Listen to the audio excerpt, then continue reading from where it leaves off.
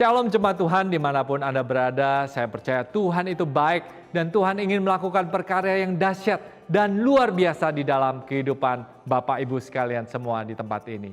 Hari ini mari kita datang ke hadapan Tuhan dengan hati yang penuh dengan ucapan syukur, dengan hati yang haus dan lapar akan kebenaran firman Tuhan.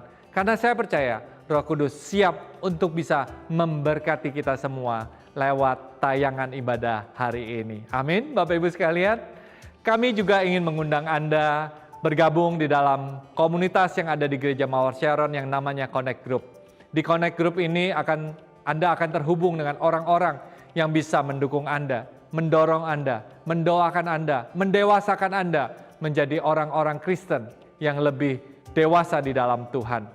Di hari-hari seperti ini kita butuh komunitas seperti ini supaya kita menjalaninya tidak stres, tapi menjadi lebih mudah dan menjadi lebih ringan. Pastikan diri Anda bisa menghubungi call center yang ada di bawah ini supaya kami bisa mengoneksikan Anda di komunitas yang tepat sesuai dengan kebutuhan Anda. Kalau hari ini Anda memiliki pergumulan atau punya permohonan doa yang kami bisa doakan, Anda bisa mengajukannya lewat form secara online di gms.church/forms. Data yang Anda isi akan kami berikan kepada pendoa-pendoa kami dan kami akan memastikan berdoa untuk kebutuhan Anda sampai kebutuhan doa itu dijawab. Kabar gembira juga buat semua kaum usahawan dan profesional yang ada di Gereja Mawar Sharon. Kalau Anda sudah memiliki aplikasi GMS Church, ini ada kabar yang baik nih buat Anda. Ada fitur yang terbaru yang namanya GMS Business Connection. Pastikan Anda bisa mengeceknya di aplikasi Anda. Fitur yang ada di dalam GMS Business Connection ini sangat-sangat luar biasa. Yang pertama ada fitur Business Directory, di mana Anda bisa mengisi data tentang usaha Anda atau tentang pekerjaan Anda. Dan data ini bisa dilihat juga oleh jemaat yang lain. Ribuan jemaat Gereja Mawar Sharon akan bisa melihat apa usaha Anda, sehingga Anda bisa terkoneksi dengan mereka yang mungkin butuh dengan produk-produk atau jasa yang Anda miliki. Di dalam aplikasi ini juga ada fitur kesaksian, di mana ada orang-orang yang akan memberikan kesaksian bagaimana Tuhan menolong kehidupan mereka. Anda pasti akan diberkati dengan kesaksian ini. Lalu ada fitur juga tips praktis untuk bisa menjalankan bisnis, meningkatkan karir Anda. Lalu juga ada fitur firman Tuhan, di mana Anda akan diperlengkapi dengan kebenaran firman Tuhan untuk bisa menjalankan bisnis secara alkitabiah. Pastikan Anda melihat fitur GMS Business Connection di aplikasi GMS Chat, supaya bisnis Anda bisa meningkat, karir Anda bisa dipercepat. Hari ini kita juga mau memberikan yang terbaik buat Tuhan. Kita mau datang dengan persembahan yang terbaik buat Tuhan. Anda bisa memberikan persembahan dengan mentransfer uang Anda ke nomor rekening atau bisa scan QR Code yang ada tersedia. Minggu ini juga adalah deklarasi perpuluhan. Jadi Anda bisa transfer persembahan Anda dan perpuluhan Anda buat Tuhan. Hari ini juga saya ingin mengajak Anda terus mengikuti YouTube dari GMS Church supaya Anda bisa terupdate dengan info-info yang terkini. Pastikan Anda like, share, dan subscribe. Amin. Mari kita berdoa untuk ibadah hari ini. Tuhan Yesus, Engkau Allah yang baik. Engkau Allah yang luar biasa. Hari ini kami berdoa, jamah kami, bekerjalah di dalam kehidupan kami, jawab segala doa-doa kami. Kami mau datang ya Tuhan dengan pujian penyembahan. Kami mau datang dengan ucapan syukur. Kami mau datang untuk bisa menerima kebenaran firman Tuhan dan janji dan juga perintah-Mu. Di dalam nama Tuhan Yesus, kami siap Tuhan untuk menerima sesuatu yang baru dari Engkau. Amin. Selamat beribadah. Tuhan Yesus memberkati. Ini tahun di mana Roh Kudus mau upgrade Anda punya status, fungsinya sebagai mitranya. Tuhan ingin kita bertumbuh bersama-sama. Carilah orang yang available untuk sepakat dalam perkara benar dengan diri Anda. Tuhan akan mengirim kepadamu orang-orang yang tanpa wajah, tanpa nama untuk menguatkan Anda. Jawaban kadang-kadang muncul dari tempat tak terduga. Bangun teamwork aja dengan Roh Kudus dulu, lalu bangun tim-tim dalam kehidupan kita dan dalam takut akan Tuhan. Percayalah, breakthrough, terobosan itu akan terjadi bukan dari pedangmu. Tahun ini mari kita percepat diri. Quick to listen, cepat untuk mendengar, lambat untuk berkata-kata, cepat untuk taat, lambat. Atau bahkan kalau bisa jangan berbuat dosa. Satu dari kamu mengalahkan 1000 musuh itu quality, tapi Tuhan tidak berhenti di situ. 2 berlaksa-laksa. Kami mencetuskan bahwa supaya yang datang di sini bukan jadi jemaat akhirnya, tapi semua jadi murid-murid yang berbuah-buah lebat. Gereja Mawar Sharon sekali mengayunkan tombaknya, berdirilah 300 gereja. Mari kita bersatu. Mari kita akselerasi.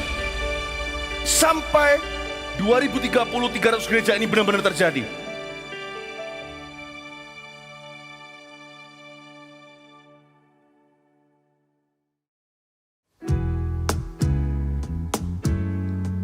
Shalom jemaat yang dikasihi Tuhan, dengan penuh sukacita mari kita naikkan pujian bagi Tuhan kita. Haleluya.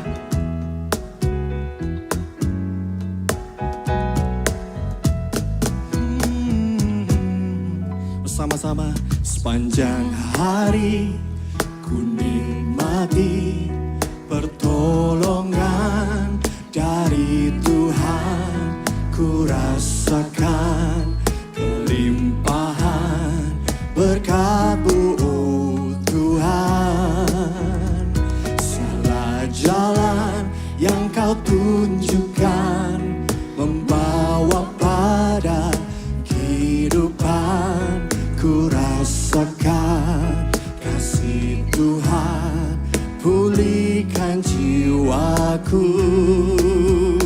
Ku bersyukur sebab Roh Kudus telah menuntun hidupku.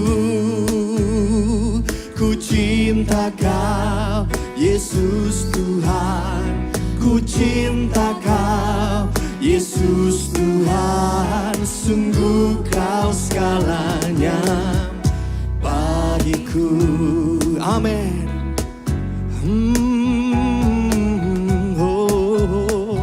Sepanjang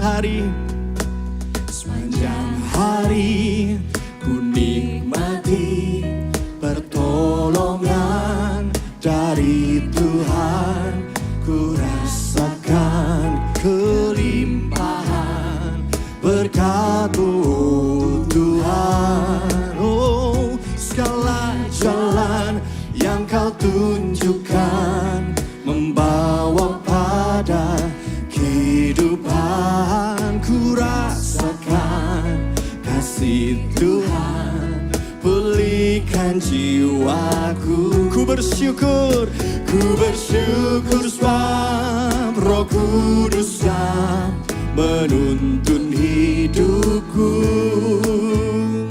Ku cinta Kau Yesus Tuhan, ku cinta Kau Yesus Tuhan. Sungguh Kau segalanya bagiku. Ku bersyukur sebab Roh Kudus telah menuntun hidupku.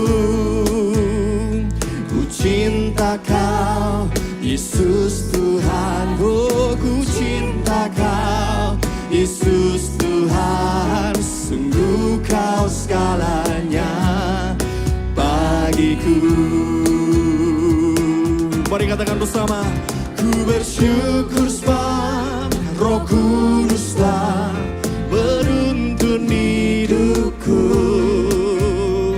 Ku cinta Kau Yesus Tuhan, ku cinta Kau Yesus Tuhan. Sungguh Kau segalanya bagiku. Ku bersyukur, oh ku bersyukur sebab Roh Kudus telah menuntun hidupku. Ku cinta, oh ku cinta Kau Yesus Tuhan. Sungguh bagiku. Sungguh kau segalanya, oh sungguh kau segalanya bagiku. Sungguh kau segalanya, sungguh kau segalanya, sungguh kau segalanya, oh sungguh kau segalanya bagiku.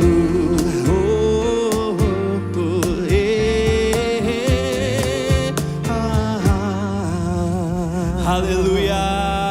Kami bersuka cita hari ini Tuhan, sebab kasih-Mu tiada berkesudahan buat hidup setiap kami. Yang percaya sama-sama katakan amin. Yes God.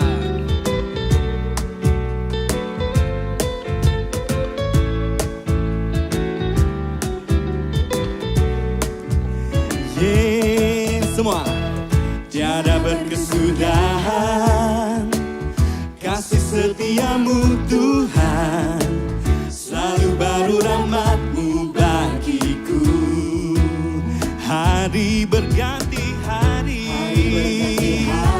yes God, tetap kulihat kasih-Mu tak pernah berakhir di hidupku. Semua sama-sama katakan yes God, sungguh amat baik untuk selama-lamanya. Tuhan Yesus baik, Tuhan Yesus baik, sungguh amat baik untuk selama-lamanya. Tuhan Yesus baik, yes God. Semuanya tiada berkesudahan kasih setiamu Tuhan, selalu baru rahmat-Mu bagiku. Hari berganti hari, tetap kulihat kasih-Mu tak pernah berakhir di hidupku.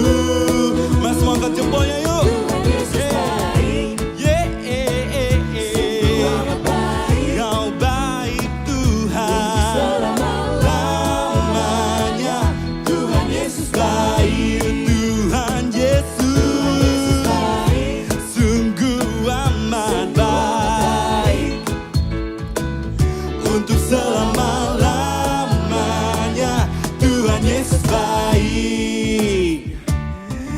Kau baik Tuhan, yeah.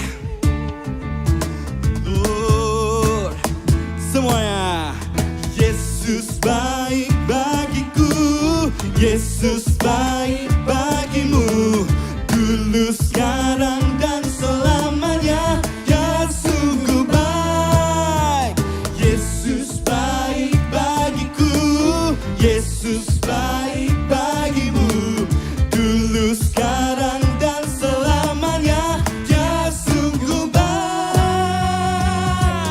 Yesus baik, sungguh amat baik untuk selama-lamanya. Tuhan Yesus baik, Kau sungguh baik, oh, oh, untuk selama-lamanya. Tuhan Yesus baik, dari selama-lamanya, untuk selama-lamanya, sampai selama-lamanya. Tuhan Yesus baik. Haleluya, berikan sorak-sorak bagi Dia. Engkau sungguh baik, kasih setiamu tidak berkesudahan di hidup kami Tuhan.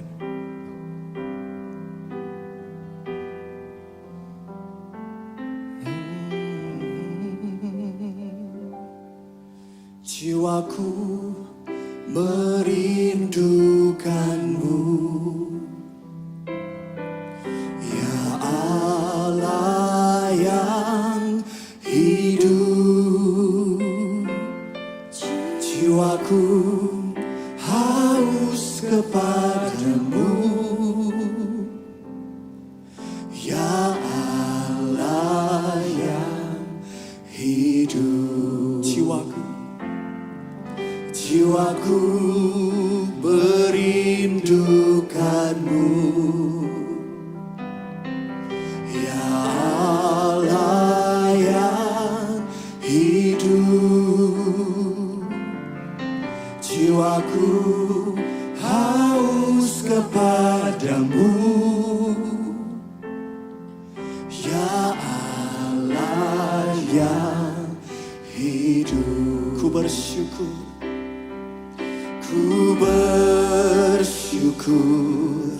kepadamu, sumber pengharapanku,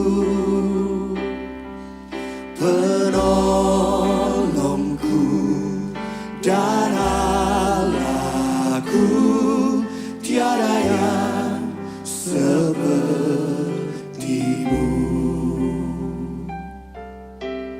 Dengarlah kerinduan hati kami Tuhan. Jiwaku merindukanmu, ya Allah, ya Allah yang hidup. Jiwaku haus kepadamu, ya Allah kami, ya Allah yang hidup. Sekali lagi katakan jiwaku merindukanmu, ya Allah yang hidup. Jiwaku haus kepadamu, ya Allah kami yang hidup, ya Allah yang hidup. Oh, ku bersyukur kepadamu, sumber pengharapanku, penolongku dan Allahku, tiada yang sepertimu. Ku bersyukur Tuhan, oh ku bersyukur kepadamu, sumber pengharapanku, penolongku, kau Allahku, oh, tiada yang sepertimu. Mari dengan hati yang lebih sungguh lagi, katakan dengan segenap hati. Ku bersyukur kepadamu, kau sumber pengharapanku, penolongku, oh, ya Allahku, tiada yang sepertimu. Ku bersyukur Tuhan, ku bersyukur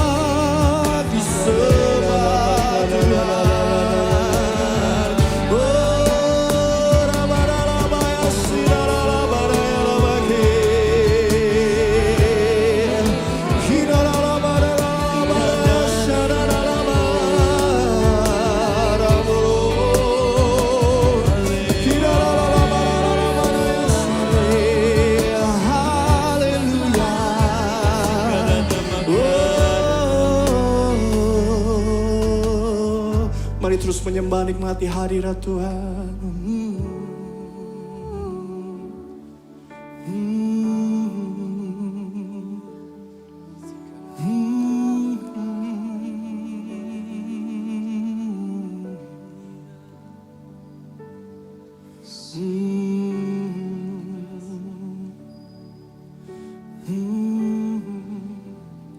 Kaulah tempat perhentian kami Tuhan. The one who give us rest. Haleluya. Ku bersyukur kepadamu, sumber pengharapanku, penolongku dalam kesesakan kami. Katakan, tiada yang sepertimu. Ku bersyukur Tuhan. Ku bersyukur kepadamu, sumber pengharapanku, penolongku dan Allahku. Tiada yang sepertimu. Penolongku, penolongku dan Allahku. Tiada yang sepertimu. Sekali lagi, penolongku. Oh, penolongku dan Allahku. Tiada yang sepertimu.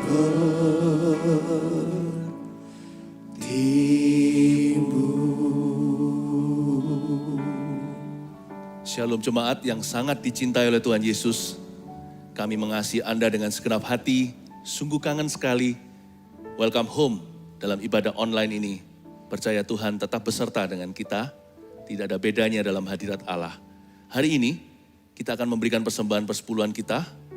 Di awal bulan ini kita percaya bahwa tindakan kita memuliakan Tuhan. Sekalipun semua persembahan sudah diberikan secara online, namun saya tetap membawa amplop ini sebagai simbol ketaatan kita. Waktu kita memberikan perpuluhan ini, biarkan dengan hati yang tulus untuk mengembalikan apa yang Tuhan sudah percayakan. Mari kita berdoa bersama-sama. Kita angkat tangan kita seperti ini. Mari kita menghampiri tahta Tuhan, membawa persembahan. Terima kasih Tuhan Yesus, Engkau mengasihi kami. Adakah sesuatu yang dapat kami berikan, yang belum Kau berikan pada kami? Kami hanya bisa mengembalikan persembahan persepuluhan ini. Adalah cetusan iman kami bahwa Tuhan Yesuslah Allah kami, bukan Mamon. Terima kasih Tuhan, dimuliakan Tuhan di atas harta duniawi yang Kau percayakan kepada kami, anak-anak-Mu. Terimalah persembahan kami, berikan kepada gereja-Mu, gereja kami tercinta ini, hikmat untuk mengelola. Hingga 2030 nanti 300 gereja berdiri juga lewat persembahan kami. Demikian juga diutus dari ujung ke ujung seluruh Nusantara sampai luar negeri, para misionari. Terima kasih Tuhan Yesus, terpujilah nama-Mu dalam nama Yesus. Amin. Haleluya. Saya akan mempresentasikan bersama dengan tim sebuah lagu Habakuk untuk memulai khotbah hari ini. Saya percaya nyanyian ini akan sangat membangkitkan iman kita. Anda bisa ikut menyanyi, ada bahasa Indonesianya dalam subtitlenya. Anda juga bisa ikuti supaya kita semua terjamah oleh kuasa pujian. Haleluya, please enjoy.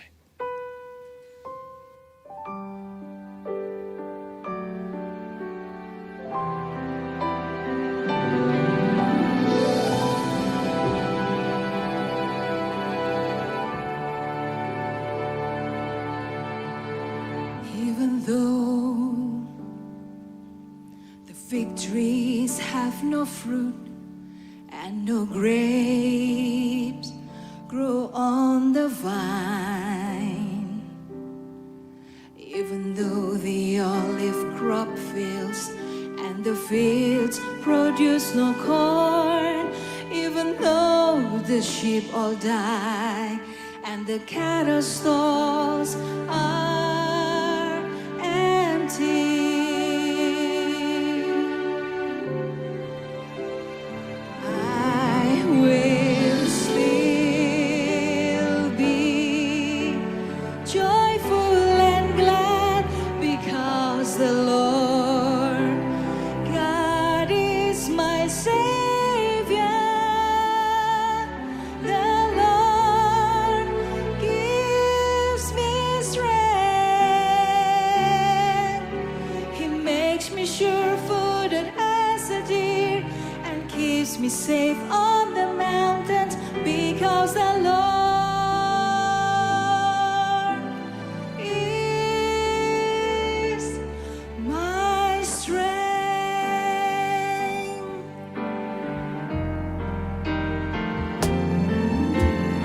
Even though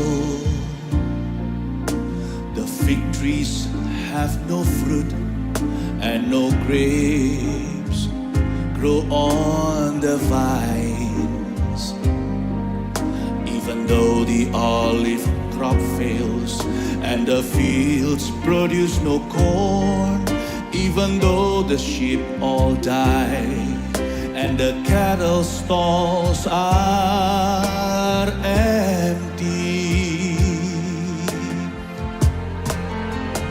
I will still be joyful and glad because the Lord God is my Savior. The Lord gives me strength. He makes me sure-footed as a deer and keeps me safe on the mountains because the Lord is my strength.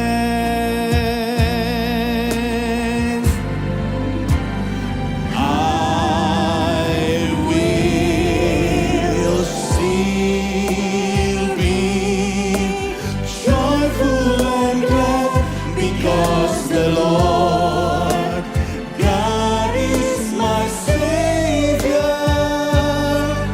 The Lord gives me strength.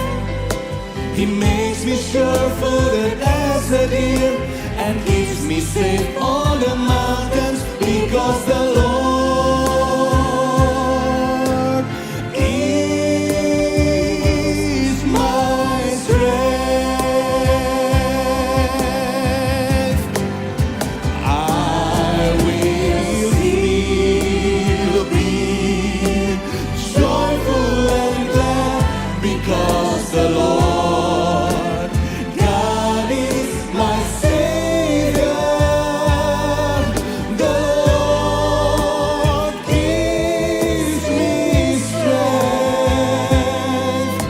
He makes me sure-footed as a deer and keeps me safe on the mountains because the Lord is my strength. Sekali lagi nyanyikan bersama, I will still be joyful. I will still be joyful and glad because the Lord God is my Savior. The Lord gives me strength. He makes me sure-footed as a deer and keeps me safe on the mountains because the Lord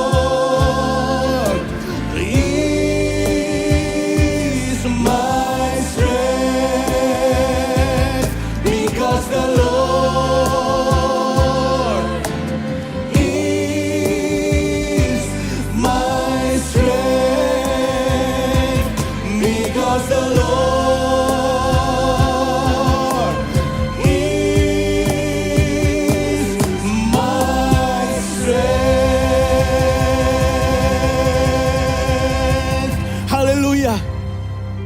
Because the Lord gives me strength, I will not fear. Karena Tuhan kaulah kekuatanku, aku tidak takut apa-apa. Pada siapa aku harus takut? Engkaulah penopang hidupku. Topang jemaatmu tercinta Tuhan, sampaikan sabdamu. Give us faith in you. Beri kami iman. Iman yang berkuasa menjaga dan memelihara setiap kami. Di segala musim kehidupan ini termasuk pandemi.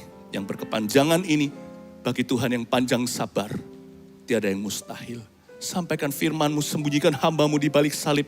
Bangun iman umat-Mu. Hingga kami masing-masing mengalami mujizat yang dari Tuhan. Perubahan hidup yang dinantikan. Urapi kami ya Tuhan Yesus. Silakan datang Roh Kudus. Haleluya. Amin. Praise the Lord, puji Tuhan. Siapkan Alkitab dan catatan. Kita hari ini akan belajar dari kitab Habakuk. Sebenarnya dalam bulan ini saya akan sampaikan 3 kali khotbah. Sebuah pengajaran atau seri dari kitab Habakuk. Habakuk hanya 3 pasal, sambil kita buka sekarang ayatnya. Habakuk pasal pertama beri judul The Power of Faith. Kuasa iman. Ya, itu yang dibutuhkan oleh dunia saat ini, iman kepada Tuhan. Waktu masa susah biasanya demikian pula rapuh kepercayaan manusia. Tapi justru di masa-masa seperti ini, iman kita diuji, kita harus lulus dan wisuda. Percaya bahwa pengharapan tidak akan mengecewakan. Kasih Tuhan tidak pernah gagal. The power of faith. Habakuk di ibadah yang sekarang, pasal pertama, nanti minggu depan, pasal berikut-berikutnya. Habakuk pasal 1, ayat yang pertama. Judul, Ucapan Ilahi dalam Penglihatan Nabi Habakuk. Keluhan Nabi karena ketidaksetiaan. Ayat 2. Berapa lama lagi Tuhan, aku berteriak tetapi tidak kau dengar. Aku berseru kepadamu penindasan tetapi tidak kau tolong. Mengapa engkau memperlihatkan kepadaku kejahatan sehingga aku memandang kelaliman? Ya, aniaya dan kekerasan ada di depan mataku. Perbantahan dan pertikaian terjadi. Itulah sebabnya hukum kehilangan kekuatannya dan tidak pernah muncul keadilan. Sebab orang fasik mengepung orang benar. Itulah sebabnya keadilan muncul terbalik. Kitab Habakuk dimulai dengan konotasi yang negatif. Hati seorang nabi yang takut akan Allah sedang bergumul mati-matian. Begini background story-nya, gak banyak yang diketahui tentang Habakuk sang nabi. Alkitab tidak mencatat lebih. Tetapi hamba Tuhan ini adalah seorang good man. Seorang pria yang saleh di zamannya. Dia hidup tentunya di masa-masa perang bangsa Israel, ketika bangsa Israel mengalami penjajahan, diserbu oleh kaum Babilonia. Terjadi penindasan, pembunuhan, kelaliman. Jadi bangsa Israel dibuli oleh musuh-musuhnya. Orang Israel sih berdosa, makanya mengalami semua. Tetapi orang-orang yang menindas mereka jauh lebih najis. Habakuk mengeluh, kenapa kau izinkan kami dihukum oleh orang jahat, sedangkan orang jahat itu seolah-olah lepas hukuman. Jadi demikianlah latar belakang daripada surat, atau lebih tepatnya tulisan sang nabi. Habakuk adalah seorang yang sangat-sangat poetik sekali. Dalam keluhannya pun nanti saya beri bocoran di pasal 3, nanti minggu-minggu ke depan saya bahas. Berakhir dengan sebuah lagu nyanyian. Jadi Habakuk juga seorang penggubah lagu. Dia ini orang yang multitalenta, tetapi dia punya satu masalah. Here was a good man with a sore eye. Disinilah ada seorang yang saleh di zamannya, namun matanya penat melihat kejahatan. Kok begini, kok begitu? Dia ngomel dengan Tuhan yang maha kuasa. Hanya karena Allah itu adil, dia tahu dan kenal Tuhan itu maha kuasa, maha kasih. Kenapa Tuhan izinkan ini semua? Kenapa kau biarkan orang baik menderita, orang jahat seolah-olah bebas hukuman? Nah, inilah cikal bakal kitab Habakuk yang ada di tangan kita di Alkitab. Kembali lagi di ayat yang ke-1. Ucapan ilahi dalam penglihatan Nabi Habakuk. Garis bawahi kata ucapan ilahi.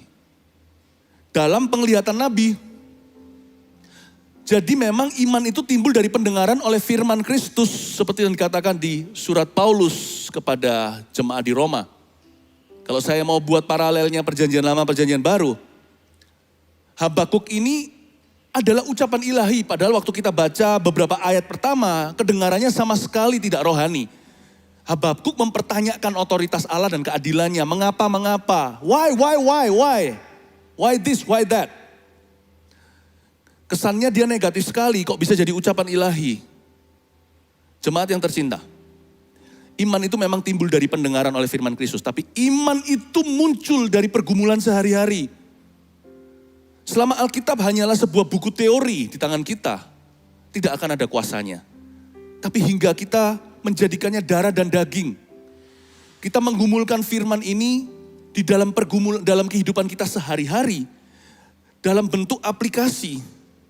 Waktu kita betul-betul menggumulkan apa yang dikatakan oleh firman, lalu dibandingkan dengan realita hidup kita, di situ kita melihat ada banyak hal yang harus kita cerna. Iman itu akan genuine atau asli, muncul atau lahir dari pergumulan hati. Ucapan ilahi dalam penglihatan nabi, ucapan ilahi itu firman. Pergumulan nabi itu manusianya. Firman dan manusia harus dikawinkan sebab firman harus menjadi daging. Baru menjadi kuasa dalam kehidupan kita. Maksud saya apa? Jangan asal hanya mendengar Alkitab atau mendengarkan khotbah, tapi bawa masuk dalam hati kita. Bawa dalam kehidupan sehari-hari kita. Dan minta Tuhan proses firman yang telah Anda dengar menjadi kekuatan iman dalam kehidupan. Ucapan ilahi dalam penglihatan Nabi Habakuk.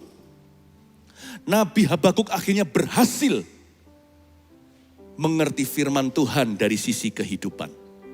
Saya minta di dalam nama Tuhan Yesus pada jemaat sekalian, tidak hanya membiasakan diri dengar khotbah. Masuk telinga kiri, keluar telinga kanan. Apalagi yang mendengar dengan asal-asalan. Bolehkah kita bertanya mengapa? Bisa. Tuhan bisa menjawab keraguan kita. Kebimbangan juga bisa menjadi mata pelajaran. Kadang-kadang classroom atau ruang kelas Tuhan Yesus adalah tanya jawab. Mendingan orang yang betul-betul mempertanyakan daripada orang yang hanya asal berkata iya tapi tidak melakukan. Gumulkan firman yang Anda dengarkan. Cerna dalam hati. Renungkan siang dan malam. Lakukan. Kalau ada sesuatu yang sifatnya Anda belum mengerti, cari tahu jawabannya. Minta penasihat. Baca Alkitab lebih. Mungkin satu perikop ini belum cukup menjelaskan, pergi ke perikop berikutnya. Yang serius dengan firman. Jangan dangkal. Sebab Tuhan ingin memunculkan iman itu dari sanobarimu. Dari jiwamu. Dari batinmu yang bergumul. Pokoknya ujungnya bukan kita akan menjadi orang yang gak percaya karena realita. Tapi justru menjadi orang yang mengenal Allah. Iman itu gak dapat jawaban segala sesuatu yang kita tanyakan.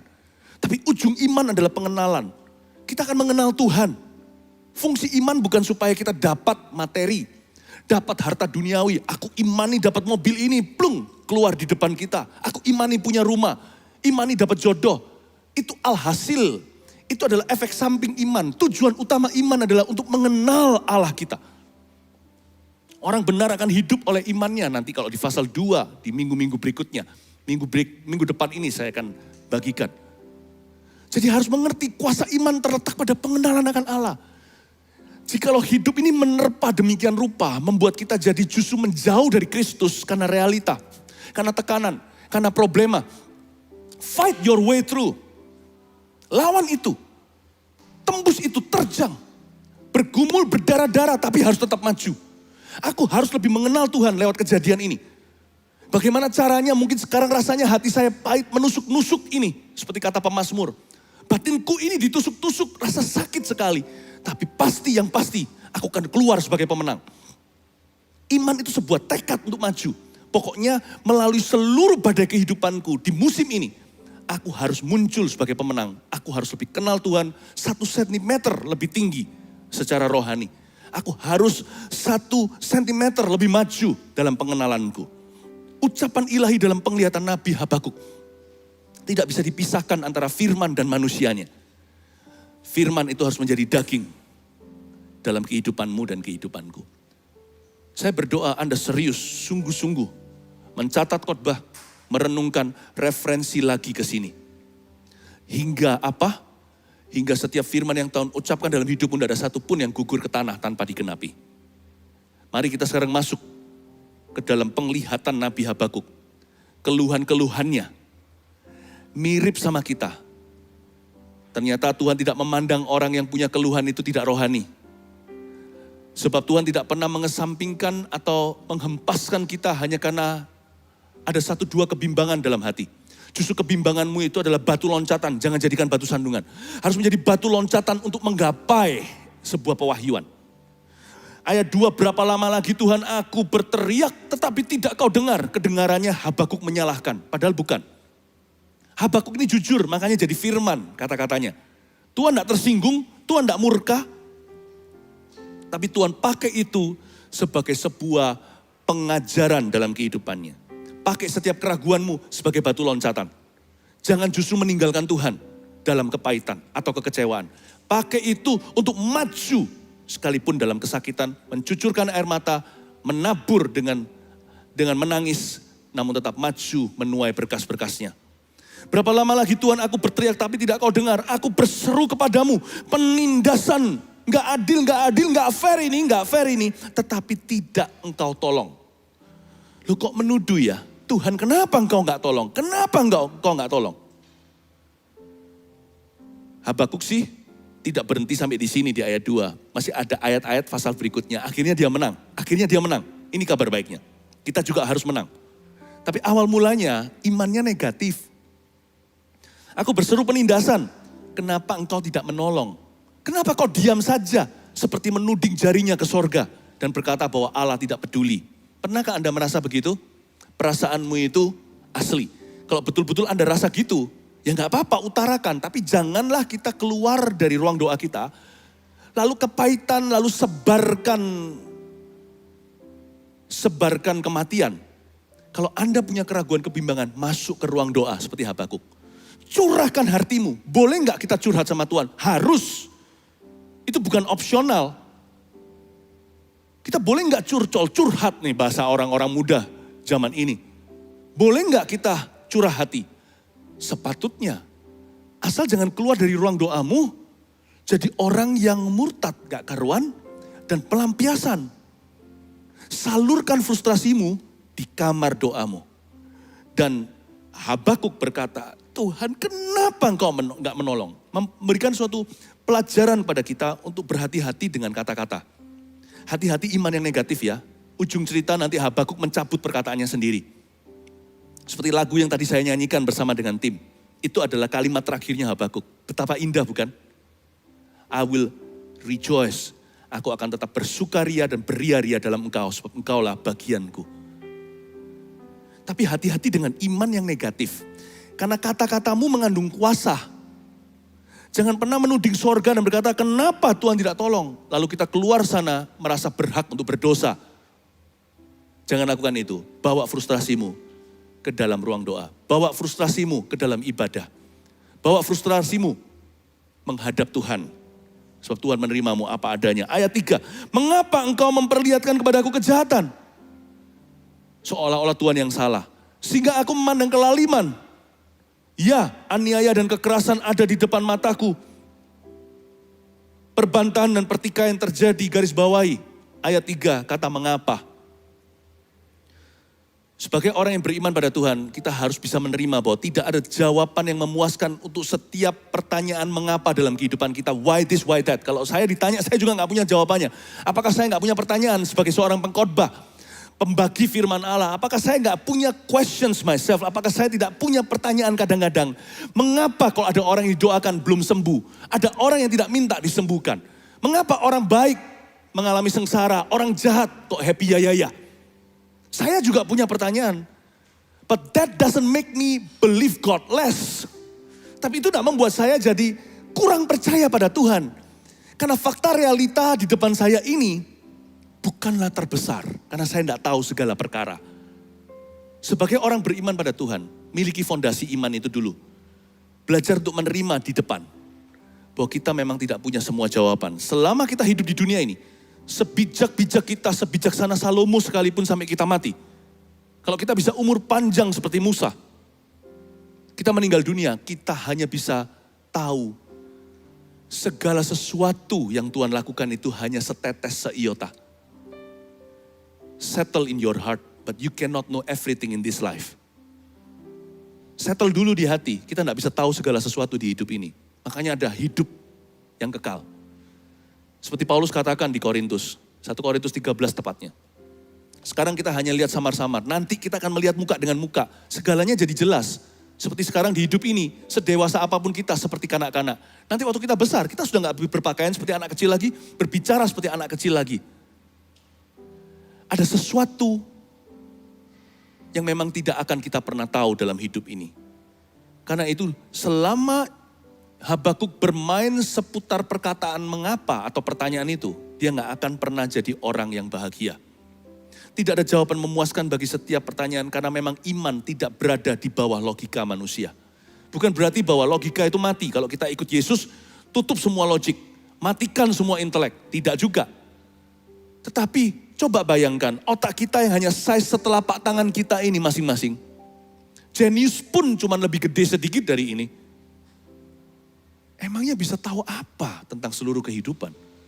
Belum lagi universe, oh Tuhanku, bila ku terpesona merenungkan ciptaanmu semua, maka jiwaku pun memujimu, sungguh besar Kau Allahku, maka jiwaku pun memujimu, sungguh besar Kau Allahku. Cloning semut aja gak tentu bisa. Iman tidak berada di bawah logika. Kalau ikut Tuhan, kalau Anda bergantung ini terus akan frustrasi lama-lama. Bukan berarti kita gak boleh pinter, cerdik seperti ular. Tapi ingatlah bahwa ini bukan Tuhanmu. Inilah firman. Bukan berarti kita percaya apa adanya, percaya buta. Iman timbul dari pendengaran, keluar dari pergumulan, muncul dan iman kita menjadi sebuah prinsip yang keluar dari debu tanah hati kita. Iman itu bertumbuh perlahan-lahan. Orang yang sungguh-sungguh percaya Tuhan itu bukan orang yang bodoh. Bukan orang yang mati inteleknya. Tapi orang yang melihat sesuatu yang melampaui akal budinya. Ayat yang keempat. Itulah sebabnya hukum kehilangan kekuatannya. Wah, ini sudah gak enak ini. Garis bawahi kata itulah sebabnya 2 kali disebut. Dan tidak pernah muncul keadilan. Udah ada konklusi kelihatannya. Habakuk jump into conclusions. His own conclusions. Masuk dalam konklusi-konklusi pribadi. Sebab orang fasik mengepung orang benar. Itulah sebabnya keadilan muncul terbalik. Musuh terbesar iman. Ada 3 sih, catat saja. Pengertian sendiri itu yang paling bahaya. Percayalah kepada Tuhan dengan segenap hatimu dan jangan bersandar kepada pengertianmu sendiri. Musuh terbesar iman adalah pengertian sendiri. Waktu kita dengan semua biases kita di balik otak sadar kita, di subconscious mind, di alam bawah sadar kita, kita merekam kalau kita hubungannya nggak dekat dengan Alkitab, dengan firman, kita nggak diperbaharui akal budi secara rajin memperbaharuinya, kita nggak kepenuhan dengan Roh Kudus, maka perlahan-lahan disitulah banyak orang Kristen jadi kerak rohani. Karena bersandar dengan pengertian sendiri, jadi lain kali terekam di bawah sadar, dia menghadapi suatu masalah yang mirip, serupa, atau masalah yang nggak sama, sudah membentuk karakternya yang jauh dari Tuhan. Personalitinya pun sudah tidak selaras dengan kebenaran. Pengertian sendiri itu bahaya karena manusia lebih sering merekam yang negatif. Makanya itu kalau kita mau berhidup berkemenangan, kalau kita punya iman yang besar, bahkan iman yang kecil sebesar biji sesawi namun namun dampaknya luar biasa, maka hati-hati dengan pengertianmu sendiri. Saya jadi ingat Petrus ditarik sama Yesus ke sebelah dan berkata, iblis enyahlah karena kamu memikirkan apa yang dipikirkan manusia. Ketika Petrus berkata kepada Yesus, tidak Tuhan, sekali-kali guru tidak akan naik ke kayu salib itu dan dibunuh. Tuhan bukan mengiblis-ibliskan Petrus, tapi Tuhan memperingatkan murid kesayangannya ini. Kalau kamu mau berhasil mengikut aku, kamu tidak boleh mempromosikan, memuliakan, dan mempercayai pikiran manusia yang menentang pengenalan akan Allah. Kamu atas dasar belas kasihan gak mau guru naik ke sana. Justru kamu mencelakakan seluruh dunia masuk neraka. Hai pikiran manusia. Seperti orang Hokkien bilang cengli lah. Hati-hati dengan yang cengli lah. Iyalah masuk akal, hati-hati dengan itu. Pokoknya orang baik sama gua baik sama dia. Orang gak baik sama gua, ya sudah gua gak baik sama dia. Cengli kan? Ada banyak prinsip dunia ini yang lebih bahaya dari prinsip setan. Hati-hati dengan pengertian sendiri. Ketika Habakuk berkata, itulah sebabnya. Dia sudah buat konklusi. Yang kedua adalah pikiran tradisi.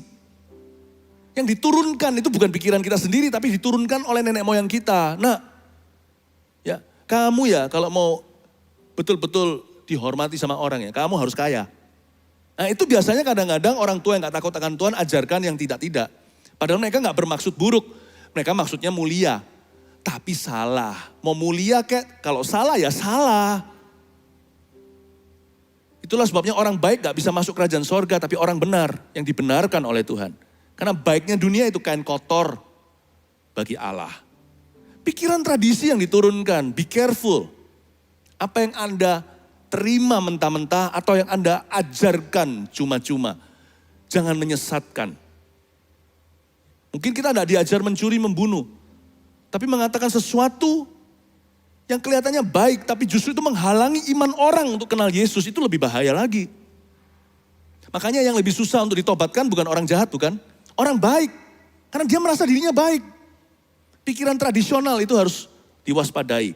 Selain itu perasaan trauma. Ini trauma ini Habakuk, itulah sebabnya, dia sudah trauma. Makanya saya bilang apa? Gua ngomong apa? Itulah sebabnya pikiran trauma. Berarti Tuhan gak bisa ajari sesuatu yang baru. Puji Tuhan. Habakuk nabi ini tidak berhenti sampai ayat yang keempat. Imannya bergumul, terseret-seret, tapi tetap dia bertekad untuk maju di dalam Tuhan. Ini yang harus kita pelajari dari nabi ini. Makanya nabi ini menjadi suara Roh Kudus di dalam Alkitab juga. Penghukuman yang dijalankan oleh orang Kasdim kita lihat ayat 5. Lihatlah di antara bangsa-bangsa dan perhatikanlah. Jadilah heran dan tercengang-cengang. Sebab aku melakukan suatu pekerjaan dalam zamanmu yang tidak akan kamu percayai jika diceritakan. Sebab sesungguhnya akulah yang membangkitkan orang Kasdim. Bangsa yang garang dan tangkas itu. Yang melintasi lintang bujur bumi untuk menduduki tempat kediaman yang bukan kepunyaan mereka. Bangsa itu dahsyat dan menakutkan. Ini penjajahnya Israel maksudnya. Keadilannya dan keluhurannya berasal daripadanya sendiri. Kudanya lebih cepat daripada macan tutul. Wah pasti cepat sekali ya, macan tutul itu kan hewan tercepat di dunia. Setelah itu burung ostrich. Dan lebih ganas daripada segala serigala pada waktu malam. Pasukan berkudanya datang menderap. Dari jauh mereka datang terbang seperti Raja Wali yang menyambar mangsa. Seluruh bangsa itu datang untuk melakukan kekerasan. Serbuan pasukan depannya seperti angin timur dan mereka mengumpulkan tawanannya seperti banyaknya pasir. Maksudnya selalu berkemenangan kemanapun pergi berperang. Raja-raja dicemoohkannya dan penguasa-penguasa menjadi tertawaannya. Ditertawakannya tiap tempat berkubu, ditimbunkannya tanah dan direbutnya tempat itu. Maka berlarilah mereka seperti angin dan bergerak terus. Demikianlah mereka bersalah dengan mendewakan kekuatannya. Ayat 5. Mulai bicara tentang orang Kasdim yang menghajar orang Israel dan seluruh dunia di bagian itu. Di belahan bumi sebelah sini, merekalah adik kuasa. Lihatlah di antara bangsa-bangsa dan perhatikanlah. Jadilah heran dan tercengang-cengang sebab aku Tuhan melakukan suatu pekerjaan dalam zamanmu yang tidak akan kamu percayai jika diceritakan. Sebelum kita bicara tentang peperangan, ayat ini bisa diartikan terpisah karena bicara tentang the nature of God atau karakter hakikat Allah. Pertama Allah berkata, lihatlah di antara bangsa-bangsa dan perhatikanlah. Iman memang timbul dari pendengaran. Tapi mata iman harus tertuju pada Yesus dan perbuatannya. Kalau kita merasa hari ini defisit iman ini, bukankah the power of faith, kuasa iman, iman kita udah gak berkuasa sama sekali, rapuh, seperti benang atau seperti Lilin itu yang sudah mau putus. Tali sumbu yang pudar nyalanya. Udah patah terkulai. Kalau kita bergantung hidup ini dengan itu di tepi jurang. Celakalah. Sebentar lagi, kita akan turun ke jurang tidak bertumbuh. Ketika iman kita rapuh, Tuhan ajarkan pada kita sebuah perintah, lihatlah di antara bangsa-bangsa dan perhatikanlah. Don't just see, but behold, pay attention to. Jangan hanya melihat, perhatikan. Kalau melihat itu hanya melihat, perhatikan itu gini. Dipelototin, diperhatikan sungguh-sungguh, di zoom in. Di kaca pembesar, magnifying glass, di mikroskop bahkan. Kalau Anda merasa rapuh iman, seperti sumbu yang pudar nyalanya, lihatlah sekelilingmu. Kalau lain ditolong, saya juga. Jangan jadi orang kepahitan, lalu sikat kiri kanan karena iri hati seperti Kain. Kita boleh menginginkan, tapi kita tidak boleh mengingini. Silahkan menginginkan, makanya Tuhan ada kata, lihatlah dan perhatikan. Kalau lain ditolong, saya juga, tangannya terbuka, menunggulah. Tak tersembunyi kuasa Allah. Rajin-rajin dengar kesaksian. Lihat pertolongan Allah dalam kehidupan orang lain. Selamatin dulu. Selamat ya, saya senang sekali melihat keluarga Anda diberkati. Dengan demikian Anda berada di posisi perkenanan Allah dan memposisikan diri untuk menerima, bukan untuk dimurkai. Orang yang iri hati seperti Kain, dimurkai. Inginkan, jangan ingini. Selamatin dulu. Lalu Anda berkata sama Tuhan, diam-diam masuk ruang doa, gunakan imanmu, praktekkan iman itu dan berkata, kalau lain ditolong saya juga, bukan dengan menuntut, lalu marah-marah, tapi ngomong dengan rendah hati dan kerinduan, Tuhan, tetanggaku sudah kau tolong, saya juga. Sepupuku disembuhkan, aku juga. Keluarga orang lain mengalami terobosan, keluarga hamba pula jangan lupakan. Lihatlah dan perhatikanlah. Mata iman itu harus tertuju pada Yesus dan pada perbuatannya. Nggak boleh tertuju pada lubang donat tapi pada donatnya. Saya ajari Anda gimana saat ini lewat firman ini. Memiliki iman yang berkuasa. Iman itu nggak harus besar tapi orientasinya harus benar. Gimana caranya merangsang iman yang sudah seperti sumbu yang pudar nyalanya. Supaya kembali menyala. Biarlah rohmu menyala-nyala. Dan layanilah Tuhan. Tapi hati-hati memandang orang juga bisa salah loh. Karena mata manusia itu sering tertipu. Karena itu kembali ayat 5. Lihatlah di antara bangsa-bangsa. Bukan lihatlah kepada. Kalau lihatlah kepada, disitulah banyak orang menjadi kecewa. Itulah nenek moyang kekecewaan. Karena kita terlalu memandang manusia, lalu kita dikecewakan, hati kita marah. Ekspektasi kita tinggi, beda kenyataannya. Karena itu Alkitab mengatakan lihatlah di antara. Lihat itu kepada Tuhan, tapi di antara bangsa-bangsa. Carilah perbuatan Tuhan di antara mereka dan perhatikanlah. Lihatlah di antara, bukan lihatlah kepada. Kalau Anda melihat kepada, saya 100% garansi. Saya jamin Anda pasti kecewa. Karena tidak ada manusia yang sempurna. Saya juga tidak pernah melihat kepada. Saya melihat di antara. Bukan hanya demi mujizat yang harus saya alami. Atau sesuatu yang saya doakan. Yang lain ditolong saya juga. Tapi saya juga syukuri. Wow, perbuatan Tuhan. Ajaiblah Tuhan, ajaiblah Tuhan. Kami yang di sini memuja Tuhan. Apa yang harus kita cari? Ulangi ayat 5, lihatlah di antara bangsa-bangsa dan perhatikanlah. Jadilah heran dan tercengang-cengang. Sebab aku melakukan, ini dia. Ini janji Tuhan buatmu hari ini. Sebab aku Tuhan melakukan suatu pekerjaan dalam zamanmu yang tidak akan kamu percayai jika diceritakan. Itu apa sih? Pekerjaan dalam zamanmu yang tidak akan kamu percayai jika diceritakan. Pekerjaan yang tidak akan kamu percayai jika diceritakan. Apa itu? Tulis M-U-J-I-Z-A-T, mujizat. That's what it is. Pekerjaan yang tidak akan dipercayai ketika dialami atau jikalau diceritakan. Dengan kata lain Tuhan berkata, carilah perbuatanku, imanmu akan bangkit melihat itu. Kalau lain ditolong saya juga, miracles still happen. Izinkan saya teguhkan iman Anda hari ini agar berkuasa. Believe, please believe that miracles still happen. Saya ngerti ada orang yang didoakan gak sembuh, ada orang yang berdoa belum dijawab, saya tahu. Saya akan tanya sama Tuhan Yesus nanti waktu ke sorga. Bukan dengan nada kurang ajar, dengan nada rendah. Tuhan, boleh enggak Philip ini bodoh, enggak tahu apa-apa, dungu seperti hewan di dekatmu, tapi aku tetap di dekatmu. Beritahu pada aku, kenapa enggak semua doa dijawab atau belum terjawab? Please let me know.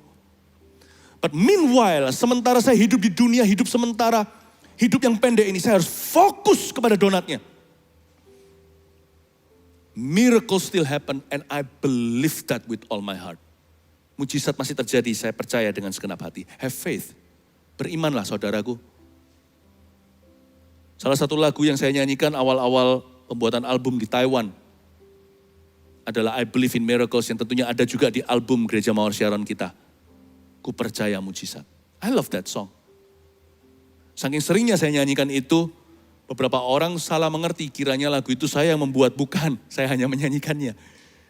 But that song becomes so one with me, menjadi satu dengan pelayanan yang saya wakili. I believe in miracles. Mau dicemooh kayak, mau orang mentertawakan, orang meragukan, mau mengkritik habis-habisan, I believe in miracles.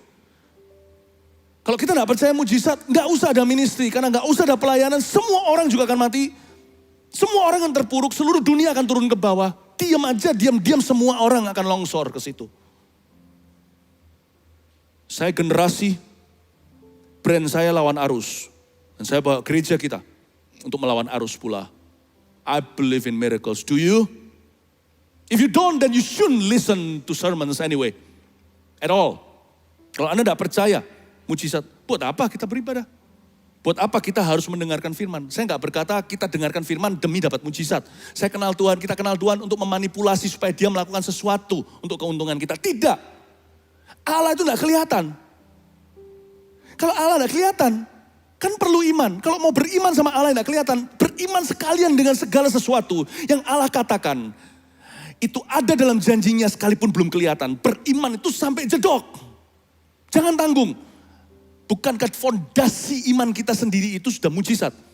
Gimana kita bisa percaya kepada seorang pribadi yang lahirnya dari perawan, tidak ada hubungan dengan sperma? How can you believe, bahkan Anda melihat dunia ini memuji Tuhan karena alam semesta ini semua dijadikan bukan karena Big Bang, bukan karena meteor tabrakan, bukan karena evolusi dari kerah. Ini semua terjadi karena ada satu perintah, let there be light, biarkan ada cahaya. Jadilah terang. Gereja tempat kita berpijak, kita beribadah online atau tidak. Lahirnya itu dari gantungan api di atas 120 kepala. Mereka bicara bahasa baru lalu orang lumpuh berjalan minggu depannya. That's church. When you say you go to church, waktu Anda berkata aku mau ke gereja, Anda harus tahu gereja itu dari mana. Lahirnya dari api supranatural, kelihatan kasat mata. Bahkan ilegal untuk kita berkata kita ini percaya Tuhan kalau kita tidak percaya mujizat. I believe in miracles for I believe in God.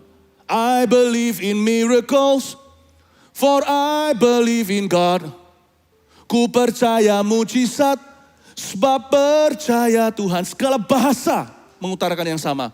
我相信会有神迹，我相信全能神。 Seluruh bumi sujud menyembah kepadanya. Karena Allah kita yang tidak kelihatan sanggup melakukan segala perkara. Good news for your life. Untuk kehidupanmu. Allah sanggup memutarbalikkan keadaanmu. Tapi sekali lagi seperti Habakuk. Kalau Allah belum melakukan sesuatu jangan tuduh. Karena iman kita ujungnya bukan mujizat. Ingat, iman kita ujungnya adalah pengenalan akan Tuhan. I want to know you Lord. Dalam suka duka aku ingin mengenal Tuhan.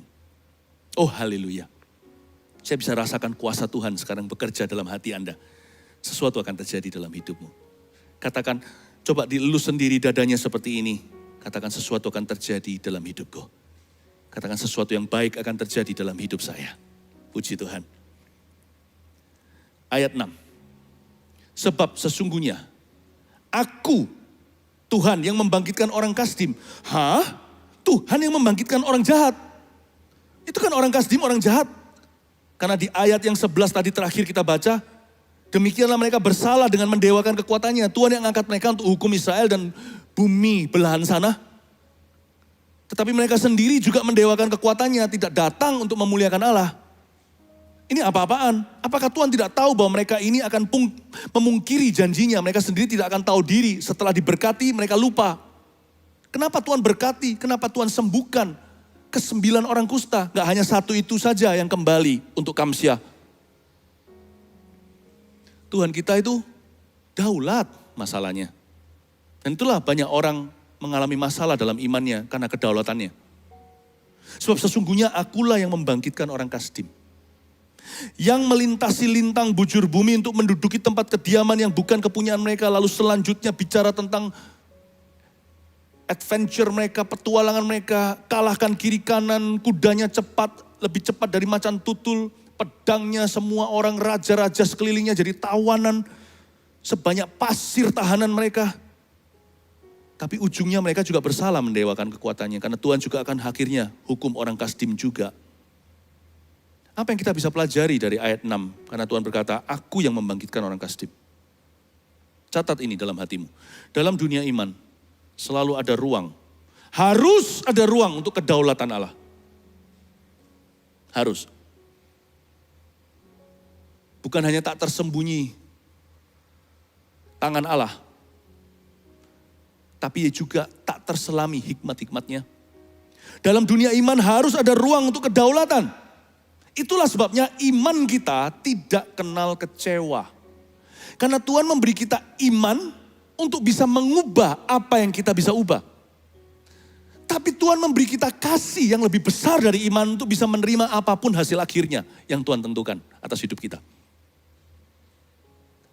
Agape itu yang terbesar dari iman dan pengharapan.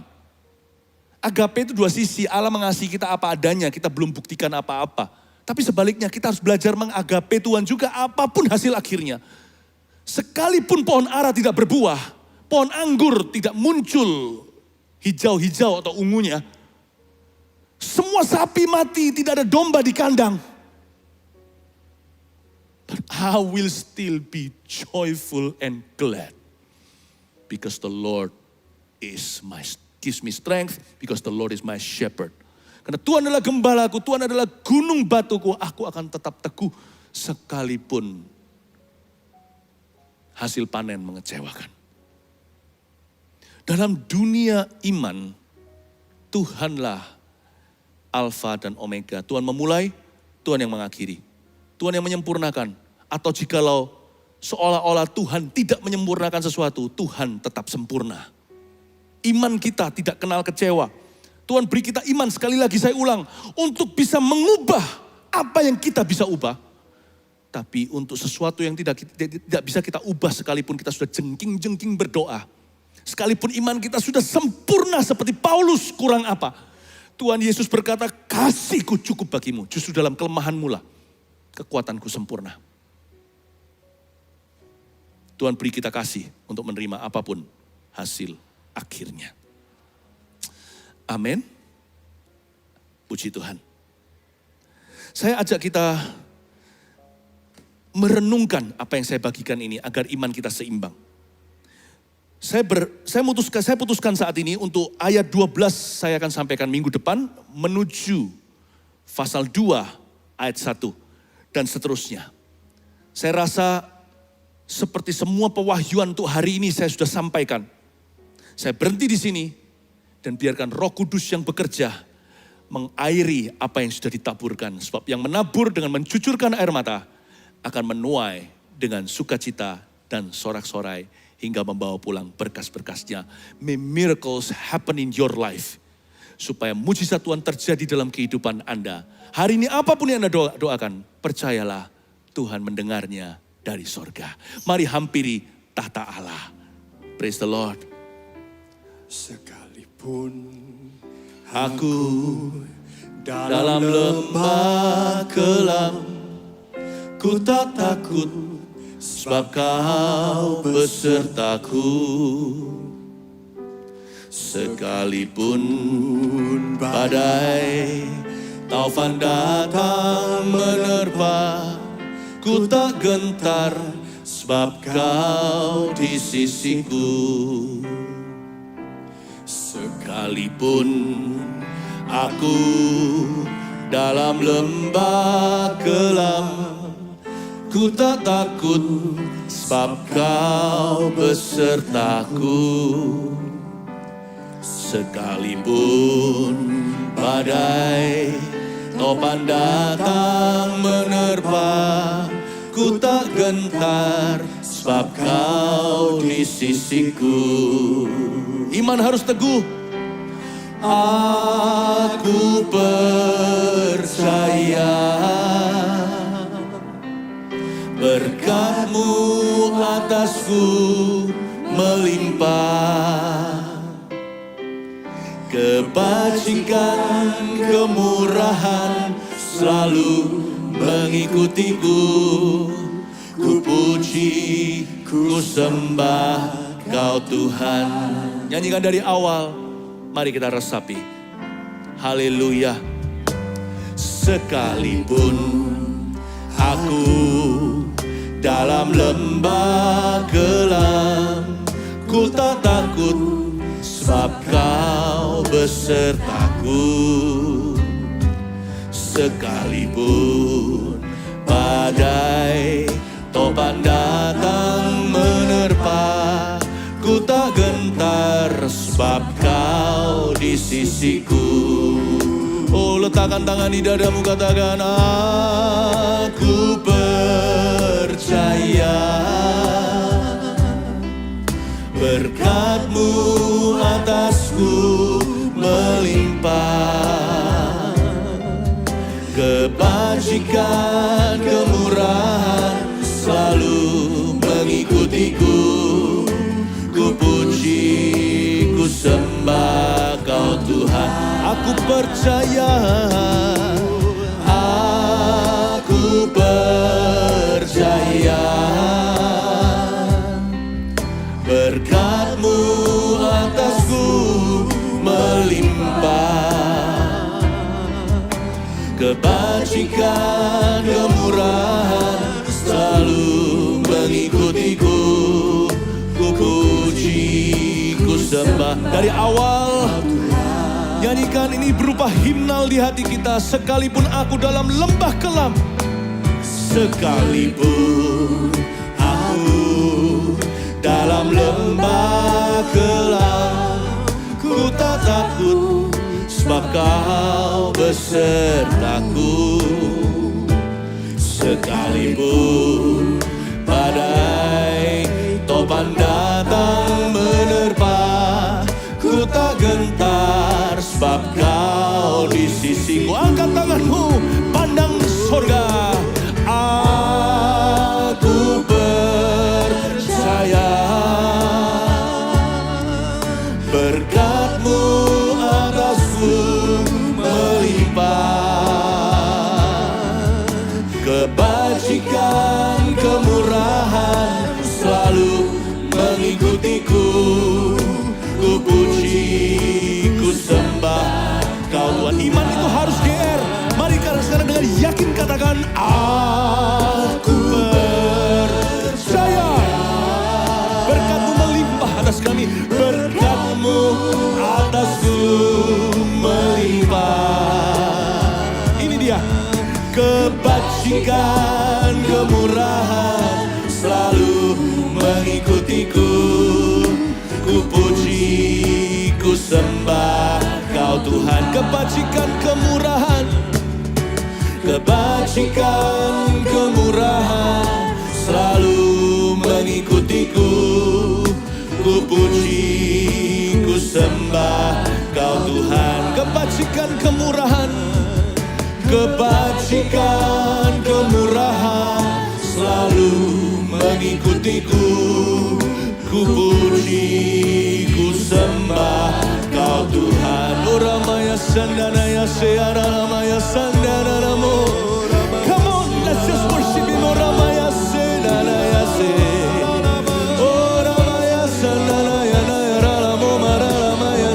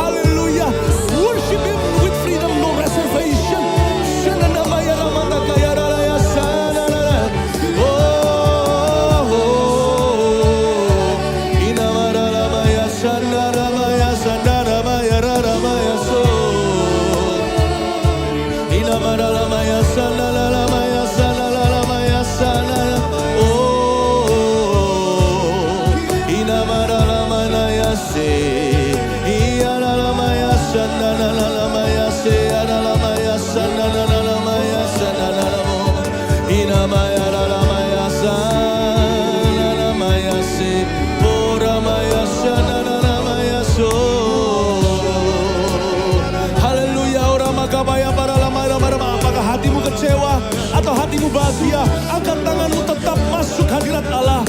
Bawa dirimu apa adanya, sebab Tuhan menerima kebajikan, kemurahan akan mengikutimu. Perubahan hidup hari ini diberikan. Haleluya. Oramagamaya shanana matagamaya ramatagamaya ramatagamaya. Haleluya. Aku percaya. Aku percaya. Berkat-Mu atasku melimpah. Kebajikan, kemurahan selalu mengikutiku. Ku puji, ku sembah Kau Tuhan. Kebajikan, kemurahan Lu buatkan. Kebajikan, kemurahan selalu mengikutiku. Ku puji, ku sembah Kau Tuhan. Kebajikan, Tuhan, kebajikan, kemurahan selalu mengikutiku.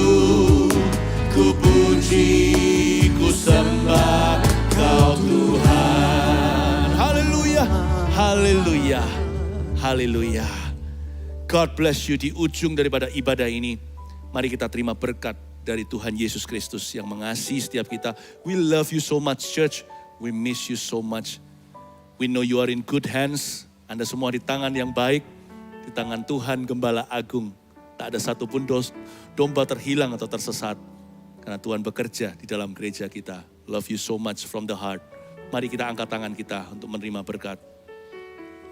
Terimalah berkat dari Allah Habakuk, Allah Bapamu, yang tidak pernah berubah moralitas dan karakternya. Berkat dari Tuhan Yesus yang telah membuktikan cinta di kayu salib sebelum kita buktikan apa-apa. Dan Roh Kudus yang akan mengajarimu masuk dalam setiap kebenaran. Dan akan membangkitkan, mengurapi imanmu, berkuasa menanggulangi pergumulan sehari-hari. Di dalam nama Yesus terimalah berkat ini. Sampai jumpa dalam hadirat Allah kembali. Dalam nama Yesus, amin. God bless you, love you.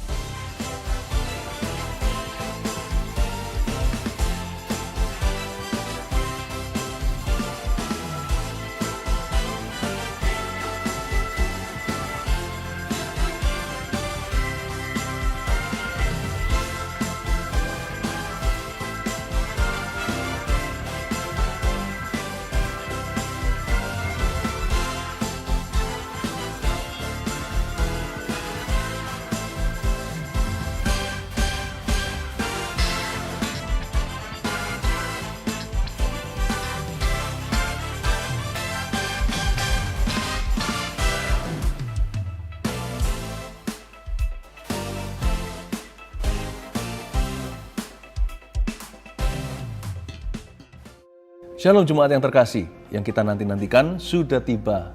Ada sebuah aplikasi namanya BizCon, Business Connection, yang diadakan untuk menghubungkan para pebisnis di dalam gereja-gereja lokal kita, dari Sabang hingga Merauke, Sydney dan Singapura, termasuk CG-CG di Eropa, Amerika, Kamboja, Filipina, semua. Karena ketika kita networking bersama, ada unity, ada akselerasi. Business to business, heart to heart. Terlibatlah dalam kegerakan ini, karena salah satu tujuan utama kita bergereja adalah supaya terhubung dengan Tuhan dan terhubung dengan sesama kita. Dan indahnya di sini, para pengusaha di dalam gereja kita akan ditemukan dan akan menemukan satu dengan yang lainnya. God bless you, and may your business and your life be blessed.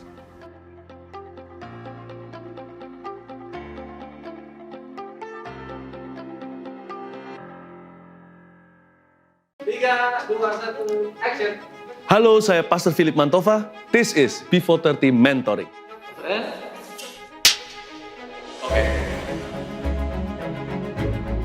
Di program ini, saya akan buka rahasia. Orang-orang muda bisa tanya saya apa saja, saya akan jawab dan cerita dari kehidupan saya dan seluk-beluk saya dengan Tuhan Yesus. Termasuk sejarah, cara saya baca Alkitab gimana, saat teduh pribadi, bahkan hal-hal yang terlalu seru untuk saya sekarang beritahu. Hal-hal yang tidak terduga tentunya. Jadi, please izinkan saya untuk mementori kalian semua. I love you so much. Before 30 Mentoring begins.